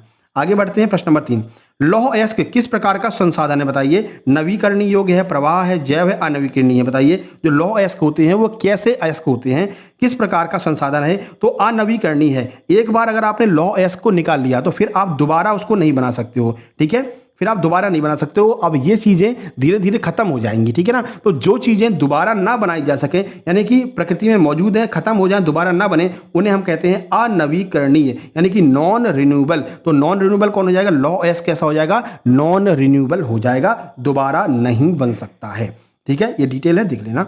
4 नंबर देखिए, भारत में इनमें से किस राज्य में काली मृदा मुख्य रूप से पाई जाती है? जम्मू कश्मीर, राजस्थान, महाराष्ट्र, झारखंड। कहां पर काली मृदा पाई जाती है? काली मृदा, रेगुर मिट्टी, एक ही बात है, ठीक है। सही आंसर ऑप्शन नंबर सी हो जाएगा, महाराष्ट्र में काली मृदा सबसे ज्यादा पाई जाती है। और कहां पर? तो काली मिट्टी मुख्य रूप से दक्कन के पठार, उत्तर पश्चिमी भाग में पाई जाती है। इसमें महाराष्ट्र, सौराष्ट्र, मालवा, मध्य प्रदेश, छत्तीसगढ़ के पठार शामिल हैं। ये मिट्टी कपास के लिए सबसे ज्यादा उपयोगी मानी जाती है। इसे काली कपास मृदा, ब्लैक कॉटन सॉइल भी कहते हैं, याद रखना है। 5 नंबर देखिए, 5 नंबर है, निम्नलिखित में से कौन सा उद्योग आधारभूत उद्योग कहलाता है? बेसिक इंडस्ट्री कहलाता है। बताइए कौन सा उद्योग है इनमें? सूती वस्त्र उद्योग, चीनी उद्योग, लौह इस्पात उद्योग या फिर उर्वरक उद्योग? कौन सा उद्योग है जिसे हम आधारभूत उद्योग या फिर बेसिक उद्योग कहते हैं? सही आंसर ऑप्शन सी, लोहा और इस्पात। लोहा और इस्पात नहीं होगा तो मशीनें नहीं बन पाएंगी, मशीनें नहीं बन पाएंगी तो हमारे बेसिक जो नीड्स है वो बेसिक नीड्स भी पूरी नहीं हो पाएगी। वैसे हमारी बेसिक नीड्स कृषि से पूरी होती है, लेकिन उद्योग के बारे में बात की गई तो उद्योगों में आपका लौह एवं इस्पात उद्योग हो जाएगा। ये पूरा सॉल्यूशन दिया गया है। इसकी मदद से भारी भारी मशीनरी बनती है, जहां से हमारी सारी क्रियाएं होती हैं, खेती होती है, ट्रैक्टर बनते हैं, हल बनता है, ये सब, ठीक है। भारत की इलेक्ट्रॉनिक राजधानी के रूप में किस शहर को जाना जाता है? 4 ऑप्शन है, मुंबई, बेंगलुरु, हैदराबाद, दिल्ली। तो इलेक्ट्रॉनिक राजधानी के रूप में हम किसको जानते हैं? हम जानते हैं बेंगलुरु को। इसी को सिलिकॉन वैली भी कहते हैं। इलेक्ट्रॉनिक राजधानी सिलिकॉन वैली, ये बेंगलुरु को कहा जाता है, ठीक है। क्योंकि यहां पर क्या है, भारत के सूचना प्रौद्योगिकी, आईटी और सॉफ्टवेयर और इलेक्ट्रॉनिक्स उद्योग का सबसे बड़ा केंद्र यह माना जाता है। 7 नंबर देखिए, भारत में केंद्र सरकार की ओर से करेंसी मुद्रा कौन जारी करता है? बताइए। तो जो मुद्रा, ये जो नोट जारी किए जाते हैं वो कौन जारी करता है? भारतीय स्टेट बैंक, वित्त मंत्रालय, भारत के राष्ट्रपति, भारतीय रिजर्व बैंक? सही आंसर हो जाएगा आरबीआई के द्वारा जो है नोट जारी किए जाते हैं, आरबीआई हो जाएगा। आरबीआई को बैंकों का बैंक कहते हैं, भारत सरकार का बैंक कहते हैं, ये और हमारे भारत का केंद्रीय बैंक भी इसी को कहते हैं। ये आपका आरबीआई के बारे में महत्वपूर्ण जानकारी है, ठीक है। अब यहां पर देख लीजिए, भारत में करेंसी नोट जारी करने का एकाधिकार केवल भारतीय रिजर्व बैंक के पास में है, या केंद्र सरकार की ओर से सभी मूल्य वर्ग के करेंसी नोट जारी करता है। ध्यान रहे, केवल 1 रुपए के नोट और सभी सिक्के पर भारत सरकार के वित्त मंत्रालय के द्वारा जारी किए जाते हैं। तो 1 रुपए के नोट और बाकी के सभी सिक्के जो हैं वो वित्त मंत्रालय के द्वारा जारी किए जाते हैं। 1 रुपए के अलावा जितने भी करेंसी नोट होंगे वो कौन जारी करेगा? RBI, reserve bank of India जारी करेगा, ठीक है। 8 नंबर देखिए, भारत में ग्रामीण परिवारों के लिए ऋण साख का मुख्य अनौपचारिक स्रोत क्या है? तो जो ग्रामीण परिवार हैं, ग्रामीण परिवारों को अगर लोन चाहिए तो लोन के लिए वो कहाँ पर जाएंगे? वाणिज्यिक बैंक के पास जाएंगे, सहकारी समितियों के पास, साहूकार के पास जाएंगे, या क्षेत्रीय ग्रामीण बैंक के पास जाएंगे? तो अगर ग्रामीण की बात की जाए तो पहले क्या होता था, अनौपचारिक क्षेत्र की बात कर रहे हैं, औपचारिक नहीं अनौपचारिक यानी इनफॉर्मल सेक्टर के अंतर्गत ग्रामीण क्षेत्र में ऋण का सबसे बड़ा स्रोत साहूकार होते हैं। क्योंकि ग्रामीण लोगों के पास अक्सर बैंकों को देने के लिए समर्थक ऋणाधार, गिरवी रखने का सामान या उचित कागजात नहीं होते, इसलिए वे उच्च ब्याज दर पर साहूकारों या बड़े किसानों से कर्ज लेने पर मजबूर होते हैं। देखो, अनौपचारिक बोला जा रहा है, इनफॉर्मल। इनफॉर्मल का मतलब क्या होता है? नॉर्मली। नॉर्मली क्या करते हैं किसान लोग? कहते हैं कि अरे भैया ये सेठ साहूकार है, इनसे ले रहा है, इन्हीं को लौटा देंगे। अब कौन बैंक में जाए? बैंक में जाओ फिर वहां पर कागज पत्थर भरो, इससे बहुत दूर रहते, ठीक है। लेकिन अगर यहां पर कहा जाता औपचारिक, यानी कि अभी यहां पर इनफॉर्मल कहा है, अगर आपसे कहते फॉर्मल, फॉर्मल का मतलब होता है ऑफिशियली। अगर ऑफिशियल की बात की जाती तो आप लगाते क्षेत्रीय ग्रामीण बैंक आरआरबी, लेकिन अनौपचारिक की बात की गई है तो आप सेठ साहूकार लगाएंगे। नॉर्मली लोग सेठ साहूकार से ले लेते हैं, ठीक है। तो ये आपको थोड़ा सा ध्यान रखना है। अभी वर्तमान में क्या है, तो वर्तमान में लोग आरआरबी से लेते हैं। अगर ये अनौपचारिक शब्द हट जाए ना तो आपको आरआरबी ही लगाना है, ठीक है। आगे बढ़ते हैं, अगला प्रश्न देखिए। अब डरते हैं किसान लोग, कहते हैं अब कौन जाए यार वहाँ पर, ये कागज लाओ वो कागज लाओ, 100 प्रकार के रट्टे रहते हैं, केसीसी कार्ड लाओ, इतने में तुम्हारी पूरी फसल चौपट हो जाएगी, तब तक हमको ऋण नहीं मिल पाएगा। इससे अच्छा साहूकार महोदय से ले रहे हैं, बाद में थोड़ा बहुत ज़्यादा दे करके निपटा लेंगे, ठीक है। चलिए प्रश्न नंबर 9 देखिए। भारतीय वन्य जीव संरक्षण अधिनियम किस वर्ष लागू किया गया था? 4 ऑप्शन 70, 72, 80, 86। कब लागू किया था भारतीय वन्य जीव संरक्षण एक्ट? सही आंसर ऑप्शन नंबर बी 1972 में भारतीय वन्य जीव संरक्षण एक्ट 1972 लागू किया गया। इसका मुख्य उद्देश्य वन्य जीवों के आवास की रक्षा करना, संकटग्रस्त प्रजातियों को बचाना, शिकार पर पूर्णतः प्रतिबंध लगाना और वन्य जीवों के व्यापार पर रोक लगाना, यह इसका मुख्य उद्देश्य था। 10 नंबर देखिए। भारत में किस राज्य में स्थायी वनों के अंतर्गत सबसे बड़ा क्षेत्र है? कहां पर सबसे बड़ा क्षेत्र है स्थायी वनों का? तो ये आपका मध्य प्रदेश हो जाएगा। मध्य प्रदेश में सबसे ज्यादा वन पाए जाते हैं, आप तो जानते हैं। देखिए, भारत में मध्य प्रदेश में स्थायी वनों के अंतर्गत सबसे बड़ा क्षेत्र है। यहाँ राज्य के कुल वन क्षेत्रफल का लगभग 75% हिस्सा स्थायी वन के रूप में वर्गीकृत है, जिनमें इमारती लकड़ी और अन्य उपज के लिए सुरक्षित रखा गया, पशु चराने या पेड़ काटने पर सख्त प्रतिबंध होता है। तो ध्यान रखना है, मध्य प्रदेश में सबसे ज्यादा स्थायी वन पाए जाते हैं। तो ये आपका सोशल साइंस हो गया। अब एसएस लिखेंगे, एसएस लिखेंगे कमेंट बॉक्स में और बताएंगे कि आपके 10 में से कितने प्रश्न सही हुए हैं। हम चलते हैं इंग्लिश की ओर, जो आपका आखिरी सब्जेक्ट है। बताइए प्रश्न नंबर 1। ये हमने आपको कहानी पढ़ाई है बहुत अच्छे से, जिन लोगों ने नहीं पढ़ा है सर्च कर लेना, a letter to God by Success Junction, तो मिल जाएगा आपको। देखिए, why did Lencho need the money in the story a letter to God, यानी कि ए लेटर टू गॉड नामक स्टोरी में लेंचो को पैसे की आवश्यकता क्यों थी, ये बताइए। तो स्टोरी जिनने पढ़ी होगी बता देंगे। To buy a new tractor थोड़ी उसको चाहिए था। To save his family for hunger and sow his field again. देखो उसकी क्या थी, फसल नष्ट हो गई थी, है ना, ओले गिर गए थे, फसल नष्ट हो गई थी। अब उसको कुछ पैसे चाहिए थे, इसलिए उसने भगवान के पास में लेटर लिखा था। पैसे क्यों चाहिए थे? तो उसने भगवान से विनती की थी, अगर मुझे पैसे नहीं मिले तो मेरी फैमिली जो है वो भूखों मर जाएगी, इसलिए भगवान को उसने लेटर लिखा था। तो यहाँ पर देख सकते हैं, लेंचो की फसल भयंकर ओलावृष्टि के कारण पूरी तरह नष्ट हो गई थी। उसके पास अपने परिवार का पेट भरने और अगली फसल बोने के लिए कुछ भी नहीं बचा था, इसलिए उसने भगवान से 100 पैसे मांगे थे ताकि वह अपने परिवार को भुखमरी से बचा सके और दोबारा खेती कर सके। तो ये वाली कहानी आप पढ़ लेना, तो आप इन प्रश्नों को आसानी से जवाब दे देंगे, है ना, पढ़ जरूर लेना। अगला देखिए, इसी से पूछा गया है, what did the post master do to keep Lencho faith in God alive, यानी पोस्ट मास्टर जो था उसने देखो उसने जब लेंचो ने लेटर लिखा, पोस्ट मास्टर ने पढ़ा, पोस्ट मास्टर जोर से हंसा कि ये किसी ने भगवान को लेटर लिखा है, ऐसा कहीं होता है क्या। लेकिन जब लेटर पढ़ा तो उसको लगा कि यार ये लेंचो को जो है ना, इसको भगवान में बहुत विश्वास है, तो इसके विश्वास को मतलब ठेस ना पहुंचे, इसका विश्वास टूटे नहीं, इसके लिए हम कुछ काम करते हैं, ऐसा करते हैं जिससे इसका विश्वास बना रहे भगवान में। तो पोस्ट मास्टर ने क्या किया था वो आपसे पूछ रहे हैं। बताइए, कहानी आपने पढ़ी है, चलिए आपको बताते हैं। इसमें क्या होता है, जब लेंचो लेटर लेकर के जाता है, जमा करता है, पोस्ट मास्टर पढ़ता है, कहता है यार भगवान का विश्वास, मतलब भगवान में इसको बहुत विश्वास है, तो एक काम करते हैं, हम लोग अपनी सैलरी से थोड़ा थोड़ा पैसा इकट्ठा करके इसको दे देते हैं। 100 पैसे इसने मांगे हैं भगवान से, हम इसको जो है जितना हमारे पास में हो सकता है उतनी इसकी मदद कर देते हैं, ठीक है। तो ये मदद करने के लिए पोस्ट मास्टर ने सोचा था। ऐसा कौन से ऑप्शन में है, चलो देख लो। तो सही आंसर हो जाएगा option number D, he collect money from his employ. उसने पोस्ट ऑफिस के सारे एम्प्लॉय से पैसे कलेक्ट किए और सेंड टू लेंचो, और लेंचो को भेज दिया था। यह काम पोस्ट मास्टर के द्वारा किया गया था, जिससे कि लेंचो का जो विश्वास है भगवान के प्रति वो टूटे नहीं, ठीक है। आगे बढ़ते हैं, अगला प्रश्न, प्रश्न नंबर 3 ये रहा। Who is the author of the story footprint without feet, यानी जो ये जो आपका द फर्स्ट फ्लाइट में एक स्टोरी है फुटप्रिंट विदाउट फीट, ये कल हम आपको पढ़ाने वाले हैं ना, तो बने रहना सक्सेस जंक्शन के साथ में। इसके लेखक कौन है ये आपसे पूछा, तो एक लेखक का नाम जरूर पूछेगा, तो जितनी भी स्टोरी है सबका लेखक का नाम याद कर लेना। रस्किन बॉन्ड है, H.G. वेल्स है, जेम्स हैरियट है, या फिर रॉबर्ट फ्रॉस्ट है। सही आंसर आपका हो जाएगा H.G. वेल्स। H.G. वेल्स ने लिखा है फुटप्रिंट विदाउट फीट। चलिए आगे बढ़ लेते हैं। अगला प्रश्न, प्रश्न नंबर 4 ये रहा। With why did Griffin set the landlord house on fire in footprints without feet, यानी फुटप्रिंट विदाउट फीट वाली जो कविता है उसमें ग्रिफिन नामक जो व्यक्ति है उसने लैंडलॉर्ड हाउस को फायर में मतलब आग में क्यों झोंक दिया था। 4 ऑप्शन आपके सामने हैं, चलिए देख लेते हैं। देखो, तो सही आंसर ऑप्शन नंबर सी हो जाएगा, because the landlord dislike him and tried to eject him, क्योंकि लैंडलॉर्ड जो है ना, जो मकान मालिक था, वो उसको पसंद नहीं करता था और वो उसको इजेक्ट मतलब बाहर फेंकना चाहता था, इसलिए उसने ऐसा किया था। देखो, तो ग्रिफिन का मकान मालिक उसे बिल्कुल पसंद नहीं करता था, उसने ग्रिफिन को अपने घर से बाहर निकालने की कोशिश की। इसके बदले में ग्रिफिन ने गुस्से में आकर बदला लेने के लिए मकान मालिक के घर में आग लगा दी और अपनी दवा पीकर अदृश्य होकर वहां से भाग गया था। ये भी स्टोरी पढ़ाएंगे आपको, तो आपको सही समझ में आएगा कि आखिर करना क्या है इसमें। ठीक है, ये भी एक प्रकार की स्टोरी है, ये भी आपको पढ़ाएंगे। चलो, क्वेश्चन नंबर 5 ये रहा आपके सामने। बताइए, fill in the blank with the appropriate modal. Modal verb से आपको ब्लैंक को फिल करना है। बताइए, you dash respect your elder and teacher, moral obligation हो रहा है यहाँ पर। बताइए क्या भरेंगे, might, ought to, can, would. बताइए, कह रहे हैं कि you respect your elder and teacher, यानी कि तुमको अपने बड़ों की और शिक्षकों की क्या करना चाहिए, रिस्पेक्ट करना चाहिए। तो यहाँ पर क्या है, आपको मॉरल ऑब्लिगेशन दिया जा रहा है, नैतिक कर्तव्य के बारे में बात की जा रही है, तो हम यहाँ पर ought to का प्रयोग करेंगे। अगर ought to नहीं होता तो यहाँ पर हम should का प्रयोग करते, तो should तो ऑप्शन में नहीं है, ought to है तो ought to का प्रयोग करेंगे। जहाँ पर नैतिक कर्तव्य की बात की जाए, बड़ों और शिक्षकों का सम्मान करना हमारा नैतिक कर्तव्य है, ऐसे में ought to या should का प्रयोग करना सबसे उपयुक्त होगा। तो ऑप्शन में ought to दिया है तो ought to लगाएंगे। 6 नंबर देखिए, जो आपके सिलेबस में दिया गया उसी पर आधारित हम प्रैक्टिस सेट कराते हैं, इसीलिए हमारे प्रैक्टिस सेट अलग होते हैं सबसे, और यहीं से क्वेश्चन आएंगे, बता रहा हूं मैं। जब एग्जाम होगा तब आपको हम बताएंगे कि हाँ क्वेश्चन आ रहे हैं कि नहीं। ठीक है, देखिए, choose the correct model for the given sentence. इसमें कौन सा मॉडल वर्ब भरेंगे ये आपसे बोल रहे हैं। Dash I use your phone to make a urgent call please. इसमें क्या है कि जहां पर भी कहीं पर भी आप अगर निवेदन कर रहे हैं, जैसे आप क्लास में जाते हैं कहते हैं मे आई कैम इन सर, क्या मैं अंदर आ सकता हूं, तो यहाँ पर यही हो रहा है, ये निवेदन कर रहा है कि भाई मैं आपका मोबाइल यूज करना चाहता हूं थोड़ी देर के लिए, एक अर्जेंट कॉल करना है, प्लीज क्या आप हमें अपना मोबाइल यूज करने देंगे। तो विनम्र निवेदन के लिए हम मे का प्रयोग करते हैं, ऑप्शन ए बिल्कुल सही हो जाएगा।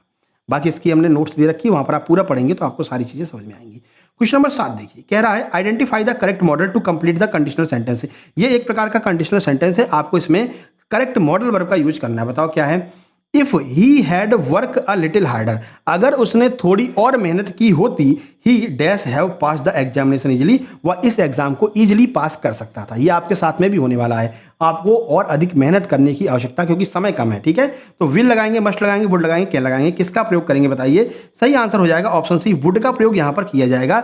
जब कोई चीज बीत चुकी है उस पर अगर आप सजेशन दे रहे हैं तो उसके लिए हम वुड का प्रयोग करते हैं। ये रहा पूरा सॉल्यूशन, यहां पर देख सकते हैं। यह एक थर्ड कंडीशनल वाक्य है जो अतीत की किसी ऐसी स्थिति को दर्शाता है जो पूरी नहीं हुई है, यानी कि वो पास हो नहीं पाया है, इसलिए कह रहा है कि थोड़ी सी मेहनत और की होती तो इस एग्जाम को आसानी से पास कर सकता था। तो if plus past perfect, subject plus would है प्लस वर्ब 3, ये इसका पूरा स्ट्रक्चर होता है। अगर कोई बात पास्ट के बारे में कही जा रही है, पास्ट की अनफुलफिल्ड डिजायर होती है, उसके लिए इसका प्रयोग करते हैं। चलो 8 number, choose the correct determiner. Determiner आपके उसमें दिया सिलेबस में, तो करेक्ट डिटरमाइनर का प्रयोग करना है। There is dash milk left in jug, we can easily make 2 cup of tea, यानी कि जो जग है ना उसमें थोड़ा सा दूध है, लेकिन इतना दूध तो है कि हम 2 कप चाय बना सकते हैं। बताइए क्या लगाएंगे, little, a little, few, a few. देखो फ्यू अ फ्यू तो लगेगा नहीं, क्यों, क्योंकि जो मिल्क है ना वो अनकाउंटेबल है, इसको काउंट नहीं कर सकते, और फ्यू अ फ्यू का प्रयोग हम काउंटेबल नाउन के लिए करते हैं। ये दोनों खत्म। लिटिल का प्रयोग करते हैं उसके लिए जिसके लिए मतलब कि बिल्कुल भी नहीं है, इतना भी दूध नहीं है कि उससे चाय बन सके, लेकिन ये भी नहीं आएगा क्योंकि ये बोल रहे हैं कि 2 कप चाय हम बना सकते हैं, तो यहां पर हम अ लिटिल का प्रयोग करेंगे। There is a little milk left in the jug, थोड़ा सा दूध उस जग में बचा है जिससे हम 2 कप चाय बना सकते हैं। ठीक है, ऑप्शन बी आपका आंसर हो जाएगा। अगला, fill in the blank with the suitable determiner. फिर से आपको डिटरमाइनर भरना है। Dash of the 2 boys was given a gold medal for their excellent performance in sport, यानी कि इनमें से 2 लड़कों को ऑफ द टू बॉयज, यानी कि दो लड़कों को गोल्ड मेडल दिया गया था उनके एक्सीलेंट परफॉर्मेंस के लिए स्पोर्ट में जो उन्होंने परफॉर्मेंस किया था। तो जब भी कभी दो लोगों की बात की जाए तो हम यहाँ पर किसका प्रयोग करते हैं, ईच का प्रयोग करते हैं। दो से अधिक के लिए हम एवरी का प्रयोग करते हैं। तो जब दो व्यक्तियों वस्तुओं में से हर एक की बात की जाए अलग अलग, है ना, कह रहे हैं कि जो दो लड़के थे ना उन दोनों को गोल्ड मेडल दिया गया है ना, तो दो में से दोनों की बात की जा रही है, अलग अलग बात की जा रही है, तो ईच का प्रयोग करेंगे। एवरी का प्रयोग हमेशा दो से अधिक के लिए होता है। यहाँ पर स्पष्ट रूप से कह रहे हैं भैया दो बॉयज लिखा है, यानी कि हम ईच का प्रयोग करेंगे। 10 नंबर प्रश्न ये रहा आपके सामने। चूज द करेक्ट डिटरमाइनर, फिर से आपको डिटरमाइनर भरना है। नेगेटिव सेंटेंस है, ये बात आपको ध्यान रखना है।